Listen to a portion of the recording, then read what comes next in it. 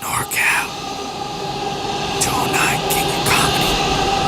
It's Rick without the K. James presents, in my opinion, podcast.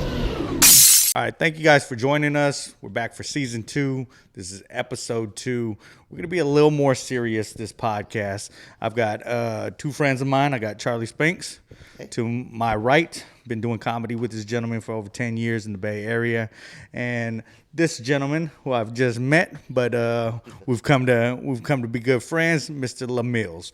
We're going to get a little more serious on this episode because I did a episode on season 1 and it talked about racism in America. It was after the whole George Floyd thing that went on, and it's still going on. Trial's still going on. So, yeah. So we're going to talk about a couple of things that have gone on, and that episode made me want to shoot this episode because there was a lot of things that got brought up. There was a topic about redlining, and it was funny to me how many people didn't know shit like that existed. So I was like, man, I want to shoot another fucking episode. So let's just get right into it, you guys. First topic is going to be if reverse racism actually exists and why or why not. So we're going to shoot it over to you first, Charlie, if you think that if there's an actual reverse racism nowadays, and then I'll shoot it over to LaMille. So, well, I think it's reverse racism that you're starting with the white guy. Because sadly, whites have come first in this country for a long time. So maybe it's double reverse racism. Maybe he handed it to the racial running back, and he flipped it to the racial receiver, and now I'm looking to take the ball down the field. I would say that it's hard to call it reverse racism, because if you're on the reverse side, that means that you've benefited from things you can't control. You've already benefited from the fact that your ancestors had things set up financially, or they were landowners, and they don't have to go through certain struggles other people's do. So to complain about reverse racism, I think is pretty petty, because you're admitting that there's a problem for other people. It's bigger than your problem, but you're mildly inconvenienced by the fact that it exists. So does reverse racism exist? I believe it exists, but it's a really petty thing to complain about, because by nature, if there is reverse racism that exists, there is straightforward racism, non-reverse, driving straight down the fucking street racism. That is the major problem. Reverse racism is a thing, but it also ain't no thing at the same time. I want to meld ideas together. So does it exist? Yes. Is it a problem? all right. Yeah, I'm over here saying, hell no, it don't exist. and really, so, you know, when people say reverse racism, the first thing that comes to mind is they're being fragile about somebody discriminating against them, but it ain't racism. And I differentiate discrimination, preferential treatment, prejudice from racism, because there's a clear power that always comes with racism. Yeah. Very clear power. And so when white folk are complaining about, oh, see, I'm not able to X, Y, Z, it's reverse racism. Nah, dude, you getting a small touch of what black folk have dealt with their entire lives in the United States of America. There ain't nothing reverse about it. There's a clear power dynamic when you have racism. And the idea of saying reverse racism is someone actually trying to get attention, trying to get empathy, trying to get, you know, pity from somebody else for stuff that they're dealing with or feeling, not even dealing with, what they're feeling, when in reality, everybody else is dealing with more. So I understand what people mean by the term, but what they're really saying is I don't like the idea of feeling like I'm being discriminated against. And usually it's the same people who have no problem being racist towards other people. So it's like, man, shut up. Okay. Well, I definitely agree. I think that is at its core the difference, that reverse racism is a perception. Yeah. Racism is a fact. Yeah. You cannot deny that racism happens. Reverse racism is more of a matter of opinion. Right. And so you're always going to take facts over words. You know, actions speak louder than words. Fact, racism. Reverse racism, kind of quiet words. And then I think I want to bring in another topic, just because it got brought up. I'm not sure how I wrote it, but it was the cultural appropriation, which is kind of the same thing, right? And me and a friend that we both know brought it up, and she was talking about how Adele got I don't know if you guys are familiar with this, but she got some flack because she was wearing a Jamaican top and had some corn rolls and was like, hey, can you do the cultural appropriation? So we were talking about both sides because I'm a dude who is Latino, right? But I don't speak Spanish. Right. I grew up around black people, so I feel like culturally I'm more closer to black people than I am to Latin people in that respect because I don't speak the language, and I think that's a big part of it being from another race who has a different language, right? So I see both sides. I see the appreciation, but I think we've all been there when we pass by a white person who has dreadlocks, and you're like, those aren't dreadlocks. That's just your ass can't wash yourself, right? Just can't afford the herbal essences. That's just what we can't do. Yeah, where I'm like, those aren't really real dreadlocks, man. So I see it on both sides. I know I have, my son who grew up in a different generation, and I want him to appreciate shit a little bit more and see it where, I've lived all over the United States, so I've seen what it's like to live in the South and drive by the highway and it says KKK meeting this Sunday, public welcome, and I'm like, that just means I'm gonna be the fucking piñata, goddammit. Like That's a private welcome at best. That's a very private welcome. No exit. Yeah. But I want my kids to realize that other cultures have something to bring to the table all the fucking time. So when it comes to cultural appropriation, where is that line? We'll start with you, LaMills. Is there? It starts with truly appreciating and respecting the culture. That's the first part of cultural appropriation. So as an example, the one thing that brings everyone together now, theoretically, is music. Mm-hmm. And so everyone wants to use the N-word, right? I mean, that's like the ultimate piece. It's like, well, it was in the song. So it's like, and they want to bop and they want to wear clothes. They want to look as if they are a part of the culture.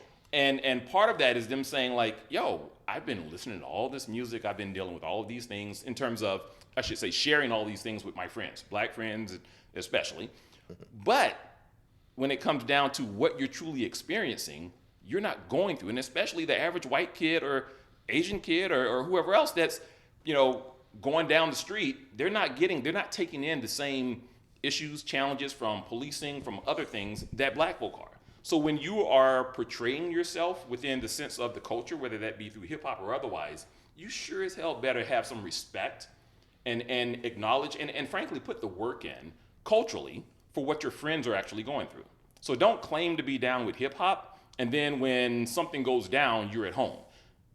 When if you're down with hip hop and you see something, or you hear a conversation at your house, or you hear a conversation at school or work or otherwise, when you're with your black friends, you're like, yo, you're down with hip hop and everything else. You're with your white friends, and they're talking this racist crap, and you sitting there like, that don't feel good, but you ain't saying nothing, dude. You're not down with us. You're conveniently appropriating our culture when it's convenient for you, and when you go back into your own group of white folk or whoever else who's talking bad about black folk in every way, shape, or form and ignoring all of their biases, you're completely not down with us. And so it for me, it comes down to, at what point do you actually bring us in wholly? And so on the Adele piece is I don't keep up with Adele. I know her songs kind of, sort of, because my kids used to play them. But I know all the parodies. Right. I saw her with the Jimmy, whatever guy in the car with her, and so on and so forth. That was actually pretty cool. But her, white girl wearing cornrows. You know what? Go ahead, do it. But don't think that connects you with the culture. And so if that's what you want to do, typically they want to wear their cornrows in Mexico or wherever else, going on vacation and so on and so forth. And it's like, yeah, whatever. Hopefully that's because they want to keep their hair tight and not getting messed up. But, that's an easy one for me, but it's really on the other things when they're not addressing the real issues of what's happening within, especially within Black culture. But the same thing, if I'm in, a hood with a bunch of Latino brothers, and I'm acting like I'm good with whatever, but then on my own time, I'm talking down about struggles that Latino brothers and sisters have about, like, why they got these ESL classes, what's that, everybody should speak English, and so on and so forth, in one scenario. And then when I'm with my Latino brothers, I'm like, yay, dude, what's up? I ain't got so yeah, it goes both ways. And before I shifted to you, the reason I'm going to stop it right here, and because I was doing comedy in Oakland the other night, and I thought about it, where I was like, where I'm trying to work on a bit now, because I've realized, like, my son's generation, it was 50-50 for our generation to say the N-word, right? And then there's also, like, how dark are you, or where you grew up, and all the other shit, right? Well, it's 50-50 for you. Right? It was 1 to 99 for me. Yeah, you're not allowed to say it at all, right? The rarest of circumstances for me. But for you, 50-50, definitely. Only you're in traffic, no one's there. I'm listening to Snoop. I say it quietly. The windows are up. Alone time. I Damn. hear it. I say it to myself. Yeah. Yeah, right. But I was thinking to myself, like, this new cancer culture bullshit that's going on, like, that I'm not accustomed to. So these new, like, pronouns, and hopefully I don't offend nobody because I'm not trying to. What the point I'm trying to get to is like, you can't say he, she, and they're so timid on how you address people's gender nowadays. But yet that same culture, because I said a joke where I said, growing up, I teach my kid nice wholesome games and shit. Like, I grew up with a game called Smear the Queer, and I was all, but I know that joke is gonna come back and bite me in the ass, as it's done to someone like Kevin Hart, but it's a joke, right? So, and that's the joke, where I'm like, I grew up in a time where you drank out of the water hose. I said, now my kids' friends come over and they're like, what kind of bottled water do you want? And I'm like, the hose is outside. Get the fuck out my house, right? So it's that thing. But I've noticed, but the N-word, I see my kids' generation, like, it gets thrown around no matter who's using it. And I'm like, so why is it okay for their culture, for that generation to say that, but now I can't use the right pronoun or something? You were born, you know what I mean? So I'm going to defend the pronoun thing, in that, like, I've had to come to understand that things that we used to do, we don't do anymore. And I think that's actually a good example of the joke that you were just making about the water hose and the water bottle. And so, like, I'm watching Eddie Murphy Delirious, and he's throwing the F word around, like, boom, boom, boom, making jokes constantly. Like, that was just common. Like, he's like referring to his family and everything else. But now that's not okay. And it's sort of like at one time, it was okay to just run around for white folk to call black folk niggas. And no one had an issue with it. We did. We didn't like it. It didn't feel good. But everybody else was like, oh, that's what he said. And then as time as time moved forward, we got more empowered. And others stood up with us, and so it became more universally not okay. And so now, if we look at the LGBTQ component, and in terms of what people are dealing with, and especially from a trans point of view, they're simply trying to be identified because, frankly, they've been out there all along. But we simply haven't acknowledged them, the majority of us. And so now they're like, yo, I want to be referred to as they.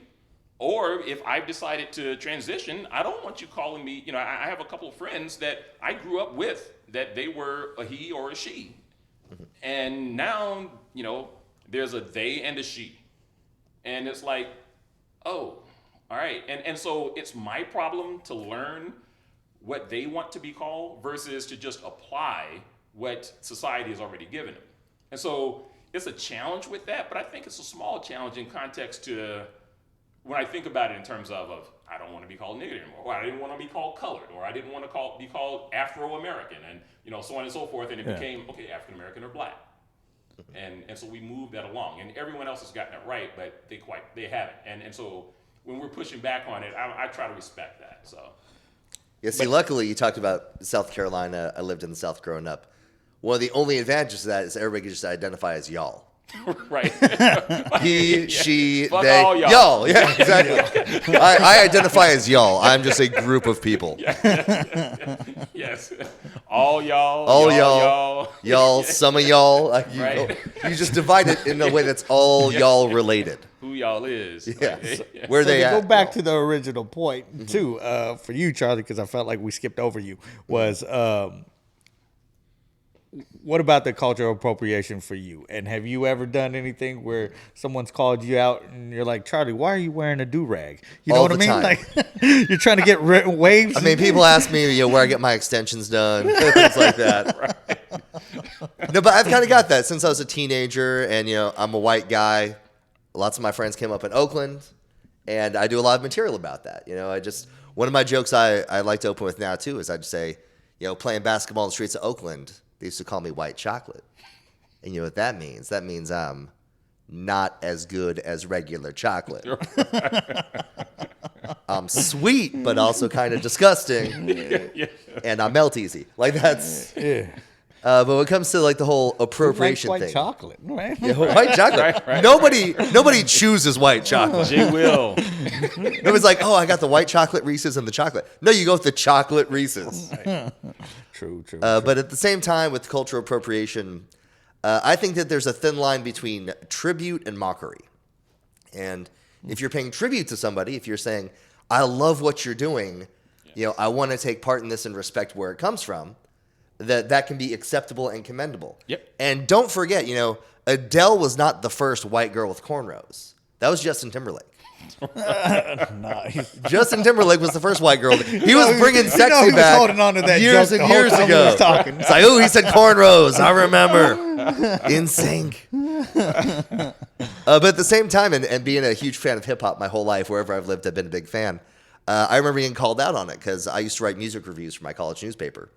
And not to brag, I got College Dropout. I got College Dropout before it came out. Okay. I got Kanye's debut album 2 weeks early. I got the press copy, and I thought, this is fucking amazing. Right. I love it.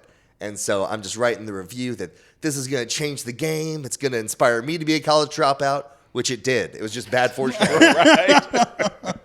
3.5 years and 2 years of credits later, it came true. Right. But I got called out for just portraying myself as such a knowledgeable hip-hop head, and I got a piece of hate mail that said, hey, yo, dog, don't talk about hip-hop if you can't look up how to spell Talib Kweli. Right. Which I did. I misspelled it twice in the article. And everything like, I'm down with the culture, but I'm not down with Google. Right. Or even reading liner notes. Right. So it's a thin line as long as you're respecting the culture. And, Rick, you see me on stage. I do Michael Jackson impression. I do kind of this Usher impression. Well, I'm saying it's a big part.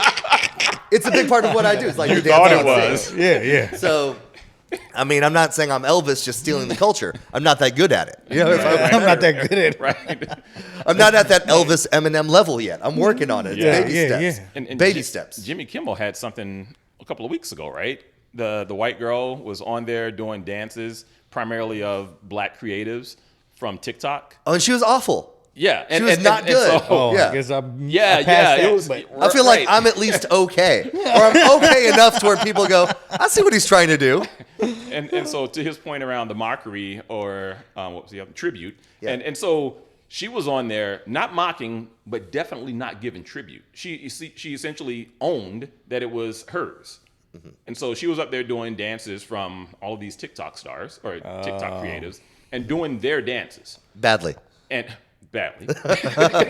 Horribly. And that was it. And so a fair number of folk called out Jimmy Kimmel and her like, yo, like you got black creatives out here. You have, ethnic minority creatives out here that she had nothing to do with. And you guys didn't give credit to that. And so it's like when you give credit back to the culture and say, yo, this ain't me, however, give credit to so on and so forth. I think that's where the appropriate tribute is as well.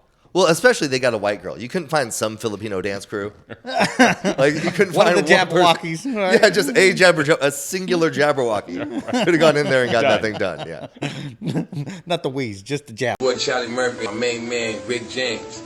That's the one you think, the comedian Rick James. Get up. I can't hear my neighbor crying, I can't breathe. Please hit the subscribe button down low so you can see all new clips, all new episodes coming to you.